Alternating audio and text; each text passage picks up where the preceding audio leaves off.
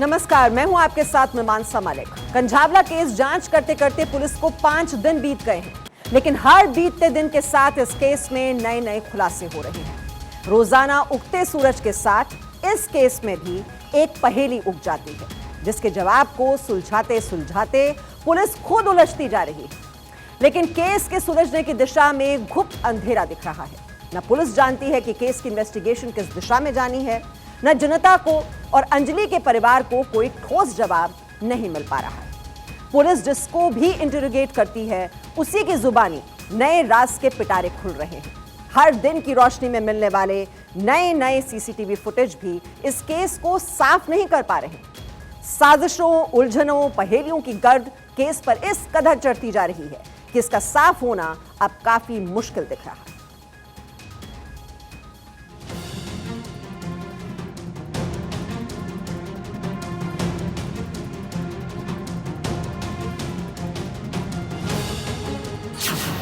रोज नए किरदार,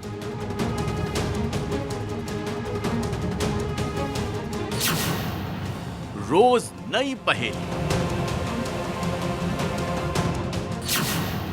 रोज नए वीडियो,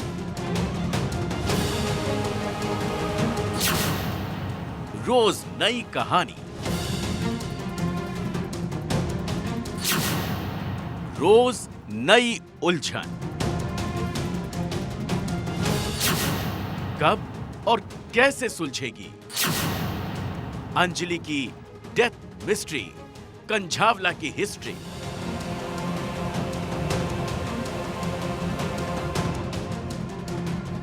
कंझावला केस में पुलिस को जांच करते करते 6 दिन होने वाले हैं, लेकिन केस की रफ्तार कछुए की चाल से भी धीमी है। निधि सारी बात गलत कर रही है। नाम निधि को जानते, अगर निधि उसकी फ्रेंड भी है तो मेरे बेटे को अकेले कैसे क्यों छोड़ के आ गई? कोई फ्रेंड ऐसी होती हैं जो अकेले छोड़ी आई? और एक्सीडेंट नो कहती है, मैं दोनों का एक साथ हुआ है। तो मेरी बेटी गई भगवान के पास और तू बच गई। 2 बच्चों का एक साथ एक्सीडेंट होएगा एक गाड़ी से, तो एक बच्चा मर जाएगा और एक जिंदा रह जाएगा जो उसके खरोच भी नहीं आई। सब सोची समझी साजिश है। निधि भी चाहे इन्वॉल्व हो सकती है, उसके लिए पूरी तरीके से जांच करी जाए। इसकी सबसे बड़ी वजह है हर कदम पर इस केस में नए नए खुलासों ने पुलिस को उलझा दिया है और इसी उलझन में पुलिस फंसती नजर आ रही है। यस, ऑफ कोर्स उसका नाम ऐड होना चाहिए। जो वो दोनों साथ में थी और वो कह रही मेरा एक्सीडेंट हो गया, तो वो फुटेज कहाँ पे? जो टक्कर भिड़ने की फुटेज, अगर वो दोनों साथ में थी, अब सपोज करो दोनों साथ में थी, चोट उसके लगी है, स्कूटी अकेली चलाई हुई है, हमारी भांजी की भी है।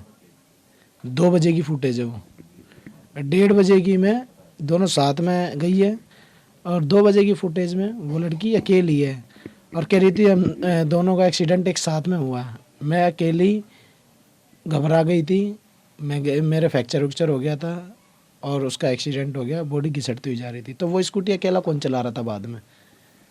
इसको भी तो देखे ना दिल्ली पुलिस के, मतलब। और फिर अगर ऐसा हुआ था तो उसका पहला फर्ज था ना उसके घर वालों को इन्फॉर्म करने का, दिल्ली पुलिस को इन्फॉर्म करने का। उसने ऐसा कुछ नहीं किया। 5 दिन बाद इस केस में 2 नए आरोपियों की एंट्री होती है। 5 दिन में 5 सीसीटीवी फुटेज सामने आते हैं।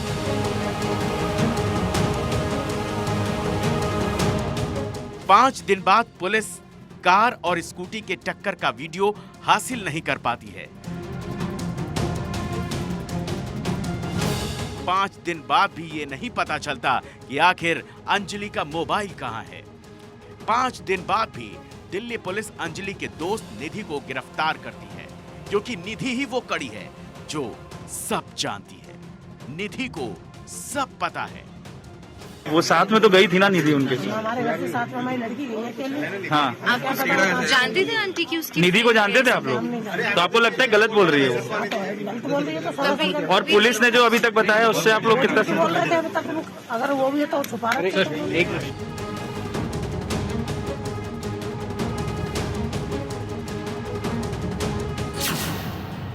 इन सब खुलासों के बीच अब तक कंझावला केस के 7 आरोपी गिरफ्तार हो चुके हैं। अंजलि की दोस्त निधि से पूछताछ शुरू हो चुकी है। वारदात वाली कार की एफएसएल जांच की जा चुकी है। पुलिस वारदात का रिक्रिएशन करवा चुकी है। सभी आरोपी 4 दिन के पुलिस रिमांड पर भेजे जा चुके हैं।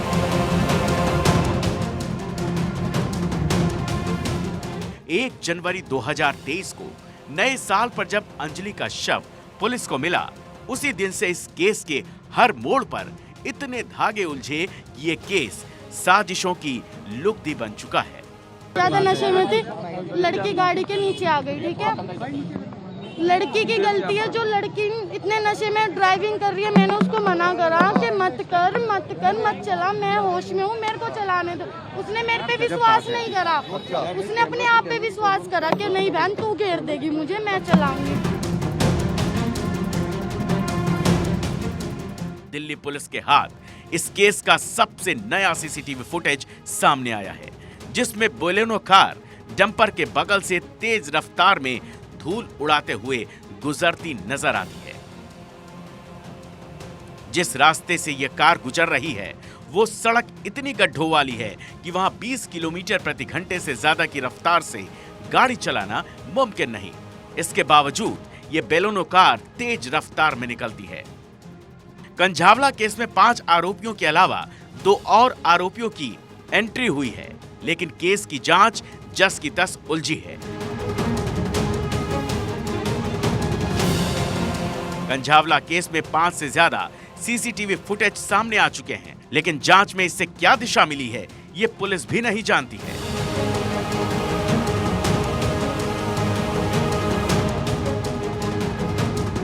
दिल्ली पुलिस ने इस केस में 1-2 नहीं बल्कि 5-5 बार यू टर्न लिया। पहले पुलिस ने दुर्घटना करार दिया, फिर केस में नई नई धाराएं लगाई गईं, फिर पुलिस ने कहा कि अंजलि की मौत सदमे से हुई है। पुलिस ने पहले कहा कि 5 लोग गाड़ी में थे, लेकिन बाद में खुलासा हुआ कि गाड़ी में केवल 4 लोग थे। 100 से भी ज्यादा घंटे की जांच पूरी हो चुकी है, लेकिन पुलिस किस रास्ते जा रही है ये न समाज को पता है, न अंजलि के घर वालों को पता है, न निधि के घर वालों को पता है, और न ही पुलिस को पता है। गाड़ी के नीचे आई ना, गिर गई वो लड़की। फिर गिर के वो उनने फिर टक्कर मार दी उनने। फिर ऐसे ऐसे करी, ऐसे ऐसे करके बस वो उसको मार रहे थे उसको।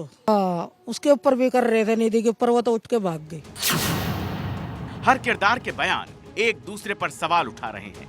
पुलिस की जांच लापरवाही भरी और ढीली है। अंजलि की दोस्त निधि लगातार शक की सुई पर है। निधि ने एक्सीडेंट के वक्त अंजलि को क्यों नहीं बचाया? निधि ने अंजलि से दोस्ती की बात क्यों नहीं कबूली?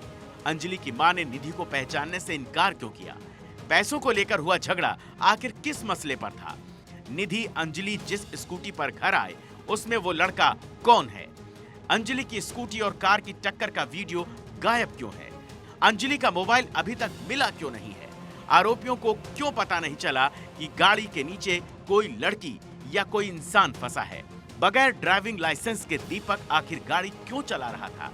पुलिस अपने बयानों से बार बार यू टर्न क्यों ले रही है?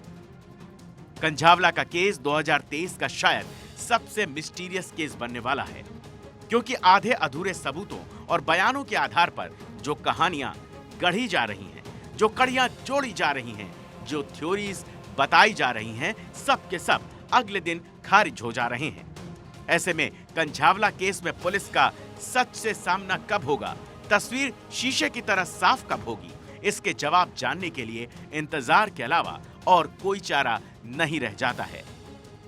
Bureau report, Bharat 24। तो कंझावला केस में सबसे बड़ा सवाल पुलिस की इन्वेस्टिगेशन पर है, जिसने इस केस को इतना ज्यादा उलझा दिया है, पेचीदा बना दिया है। दिल्ली पुलिस को अब सभी आरोपियों की पुलिस रिमांड मिल चुकी है। इसी के साथ दिल्ली पुलिस ने अंजलि की दोस्त निधि को भी हिरासत में लेकर पूछताछ की है। लेकिन रोजाना इस केस में जो नए खुलासे हो रहे हैं वो इस केस को और भी ज्यादा उलझाते जा रहे हैं। इस केस में पिछले 5 दिनों में इतने पेच सामने आए हैं जिसने हर किसी को चकरा कर रख दिया है। इसके बाद अब हर कोई एक ही जवाब जानना चाहता है कि आखिर 31 दिसंबर की रात का सच क्या है, वारदात कैसे और कब हुई। साथ ही निधि के साथ अंजलि की लड़ाई पैसों को लेकर क्यों हुई, निधि सच बोल रही है या नहीं, साथ ही अगर निधि झूठ बोल रही है तो क्यों, क्या उस पर किसी का दबाव है।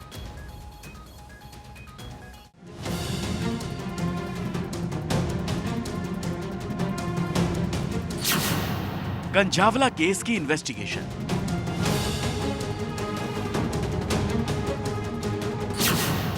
पुलिस की उलझन सुलझन। पुलिस का 5 बार यूटर्न। कैसे तय होगा मंजिल का सफर। जांच की ढोर के कितने किरदार।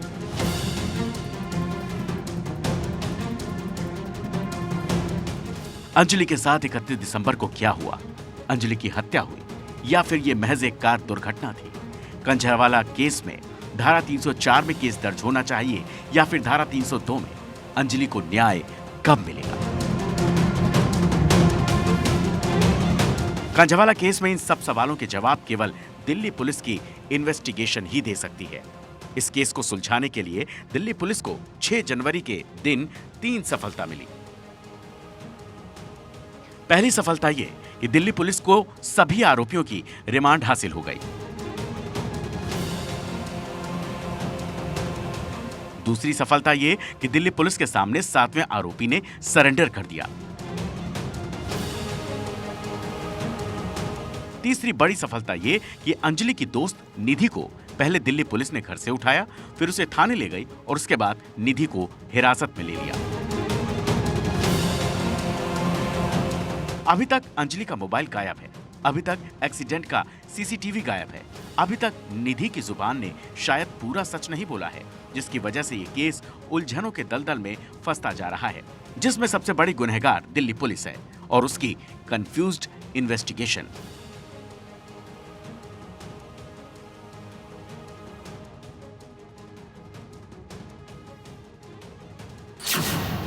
पहले दिल्ली पुलिस ने कहा कि यह हिट एंड रन का केस है, फिर दिल्ली पुलिस ने गैर इरादतन हत्या की धारा में केस दर्ज कर लिया। पहले दिल्ली पुलिस ने कहा कि वारदात की कोई चश्मदीद नहीं है, फिर दिल्ली पुलिस ने निधि को चश्मदीद बता दिया। पहले दिल्ली पुलिस ने कहा कि कार में 5 लोग सवार थे, फिर दिल्ली पुलिस ने कहा कि कार में 4 लोग सवार थे। पहले दिल्ली पुलिस ने कहा कि अंजलि को 4 किलोमीटर तक घसीटा गया, बाद में दिल्ली पुलिस ने कहा कि कार ने 12 किलोमीटर तक घसीटा। पहले दिल्ली पुलिस ने कहा कि अंजलि की मौत हिट एंड रन में हुई, बाद में दिल्ली पुलिस ने कहा कि अंजलि की मौत सदमे की वजह से हुई। 5 दिन में दिल्ली की वेल ट्रेन्ड पुलिस ही 5 बार अपने बयान बदल चुकी है। ऐसे में जब आरोपी अपने बयान बदलेंगे तो उनके कबूलनामे कोर्ट में कैसे कायम रह पाएंगे? और ऐसा हुआ तो फिर अंजलि को इंसाफ कैसे मिलेगा? दिल्ली पुलिस ने बताया कि ड्राइवर अमित था। पहले दिल्ली पुलिस ने कहा था कि दीपक गाड़ी चला रहा था। ऐसे में आरोपी ट्रायल में अपने बयान बदल सकते हैं। मुख्य आरोपी बदलने से बेनिफिट ऑफ डाउट का संयोग बन सकता है। कार ड्राइवर का सीसीटीवी फुटेज नहीं मिला है। चश्मदीदों ने भी ड्राइवर को नहीं देखा है। निधि ने भी ड्राइवर को नहीं देखा है। ड्राइवर को लेकर दिल्ली पुलिस अभी भी कंफ्यूजन में है। जी जानते थे, 3 साल पहले हमारी दोस्ती थी। वो हमारी बुआ है, उनके उधर रहती है, पड़ोसी थी उनके। तो मेरी बुआ की बेटी की शादी थी तो हमारी उधर वो मुलाकात हुई थी, तो हमारी दोस्ती हुई थी उधर से। उसके बाद हमारी 1-1.5 साल 2 साल दोस्ती चली। उसके बाद उसके परिवार और मेरे परिवार के बीच में बैठ के बात हुई तो हमारा फैसला हो गया था। उसके बाद से मेरा इससे कोई लेना देना नहीं, ना उसके परिवार वालों का कोई फ़ोन आया, ना मेरे परिवार वालों का फ़ोन आया, ना कोई अंजलि को मैंने फ़ोन करा, ना अंजलि ने मेरे को फ़ोन कराया कुछ। हाँ, करीब 2 साल होने वाला है, ना मेरा कोई कॉन्ट्रैक्ट था उससे और ना मेरा है। अब दिल्ली पुलिस की नई थ्योरी से अंजलि केस के आरोपियों को बच निकलने के चांस ज्यादा दिखते हैं, मानो दिल्ली पुलिस ने खुद ही केस को काफी ज्यादा कमजोर कर दिया हो। धाराएं हैं वो 279, 304 ए, 304, 120 बी। अभी तक इन धाराओं के तहत इन्वेस्टिगेशन हो रहा है और जो पोस्टमार्टम की रिपोर्ट आएगी, मेडिकल बोर्ड की जो प्रक्रिया है, उसके बाद हम इसमें आगे जो भी वो सेक्शंस हैं वो फाइनल करेंगे। उसमें अगर ज़रूरत हुई तो इन्वेस्टिगेशन के आधार पर सेक्शंस ऐड किए जाएंगे। दिल्ली पुलिस के मुताबिक कार चला रहे अमित ने अंजलि को टक्कर मारी। कार में बैठे किसी भी आरोपी ने अंजलि को बचाने की कोशिश नहीं की। किसी ने भी अमित से कार को रोकने के लिए नहीं कहा। इसके बाद वारदात की जानकारी किसी ने भी पुलिस को नहीं दी। वहीं अंकुश और आशुतोष ने सबूत मिटाने की कोशिश की, आरोपियों को बचाने की कोशिश की। अभी इस केस की इन्वेस्टिगेशन जारी है, लेकिन केस की दिशा को लेकर सवाल अभी भी जस के तस है। दिल्ली पुलिस से जब सवाल पूछा गया कि आरोपियों ने अंजलि के साथ ये वारदात अंजाम क्यों दी, तो दिल्ली पुलिस ने कहा कि कहना काफी कठिन है। हर बार दिल्ली पुलिस के स्पेशल डीसी यही कहते नजर आए कि इस सवाल का जवाब देना काफी कठिन है, जिसका मतलब साफ है कि इस सवाल का जवाब दिल्ली पुलिस के पास है ही नहीं। जब दिल्ली पुलिस के पास मोटिव ही नहीं क्लियर है, तो फिर दिल्ली पुलिस इस नतीजे पर कैसे पहुंच गई कि यह केस हादसे या दुर्घटना का है।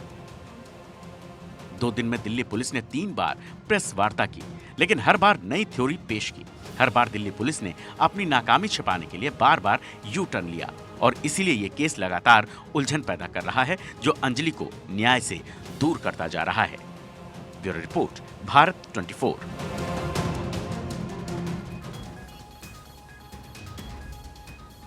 तो 6 दिन 100 घंटे, लेकिन पुलिस के हाथ अब भी खाली।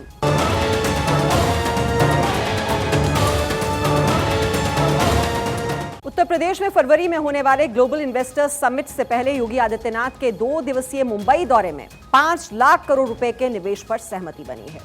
मुंबई में कई उद्योगपतियों ने यूपी के सीएम से मुलाकात कर राज्य में निवेश की इच्छा जताई। देश के सबसे बड़े राज्य के मुखिया 2 दिन तक आर्थिक राजधानी मुंबई में रहे। इस दौरान मुख्यमंत्री योगी आदित्यनाथ निवेशकों को लुभाने में जुटे रहे। इसका असर भी दिखाई दिया। देश के बड़े उद्योगपतियों ने उत्तर प्रदेश में बम्पर निवेश की बात कही। इसके बाद लग रहा है कि 10 से 12 फरवरी को उत्तर प्रदेश में आयोजित होने वाले ग्लोबल इन्वेस्टर समिट में भारी निवेश की संभावनाएं प्रबल हो गई हैं। दावा किया जा रहा है कि सीएम योगी के 2 दिवसीय मुंबई दौरे से 5 लाख करोड़ से ज्यादा का निवेश आएगा। अडानी समूह ने पीपीपी मोड पर मेडिकल कॉलेज की स्थापना का प्रस्ताव रखा। बलिया और श्रावस्ती में मेडिकल कॉलेज की स्थापना की जाएगी। नोएडा में 10,000 युवाओं की क्षमता वाला कौशल विकास केंद्र स्थापित करने का प्रस्ताव है। रिलायंस इंडस्ट्रीज ने पूरे यूपी में 5G इंटरनेट कनेक्टिविटी पहुंचाने का प्रस्ताव दिया। आर्टिफिशियल इंटेलिजेंस की मदद से यूपी के गांवों तक बेहतर स्वास्थ्य सेवाएं उपलब्ध कराने का प्रस्ताव दिया। JSW ग्रुप ने पावर जनरेशन के लिए सोनभद्र में पंप स्टोरेज प्लांट में रुचि दिखाई। कानपुर में EV मैन्युफैक्चरिंग इकाई की स्थापना का प्रस्ताव रखा। हीरानंदानी समूह ने विदेशी पार्टनर के सहयोग से सेमीकंडक्टर निवेश की योजना पर चर्चा की। गोदरेज समूह ने बाराबंकी में नया कारखाना शुरू करने का प्रस्ताव रखा। लोढ़ा समूह ने अयोध्या, वाराणसी और गोरखपुर में आवास परियोजनाएं शुरू करने में रुचि दिखाई। सीएम योगी ने अपने 2 दिवसीय दौरे के दौरान देश के बड़े उद्योगपतियों से मुलाकात की। रिलायंस, टाटा सन्स, अडानी, गोदरेज, बिरला, पीरामल, वेदांता समेत 2 दर्जन से ज्यादा उद्योगपतियों ने मुलाकात की। उत्तर प्रदेश के मुख्यमंत्री अपने सूबे के विकास के लिए लगे हुए हैं। देश से लेकर दुनिया तक के उद्योगपतियों को यूपी में निवेश करने की बात कह रहे हैं। इसका असर भी दिखाई दे रहा है। सुधर रहे माहौल के बाद उद्योगपति उत्तर प्रदेश में रुचि दिखाने लगे हैं। ऐसे में लग रहा है कि उत्तर प्रदेश जल्द ही 1 ट्रिलियन इकोनॉमी वाला राज्य बन जाएगा। Bureau report, Bharat 24। और यूनिवर्सिटी ग्रांट कमीशन ने विदेशी यूनिवर्सिटीज के भारत में कैंपस खोलने को लेकर नियम तैयार कर लिए हैं और नियमों का ड्राफ्ट भी जारी कर दिया है। जनवरी के आखिर तक फाइनल रेगुलेशन जारी हो जाएंगे और उसके बाद से विदेशी यूनिवर्सिटी अपने कैंपस के लिए आवेदन करना शुरू कर देगी। दरअसल विदेशी और भारतीय संस्थानों के बीच joint degree programme, dual degree programme को लेकर बातचीत चल रही है। इसको लेकर आगे MOU साइन किए जाएंगे। अब भारतीय छात्र अपने देश में कम खर्चे पर विदेशी यूनिवर्सिटी की डिग्री भी आसानी से ले सकते हैं। साथ ही भारतीय और विदेशी यूनिवर्सिटी मिलकर भी डिग्री दे सकती हैं। छात्रों के पास उच्च शिक्षा में अवसरों की कोई कमी नहीं रहेगी। माना जा रहा है कि सरकार के इस कदम से भारतीय छात्रों को काफी मदद मिलेगी। विदेश में जाकर पढ़ने में काफी खर्च आता है, लेकिन जो छात्र विदेशी यूनिवर्सिटी की डिग्री चाहते हैं उनके लिए ये विकल्प काफी फायदेमंद होने जा रहा है।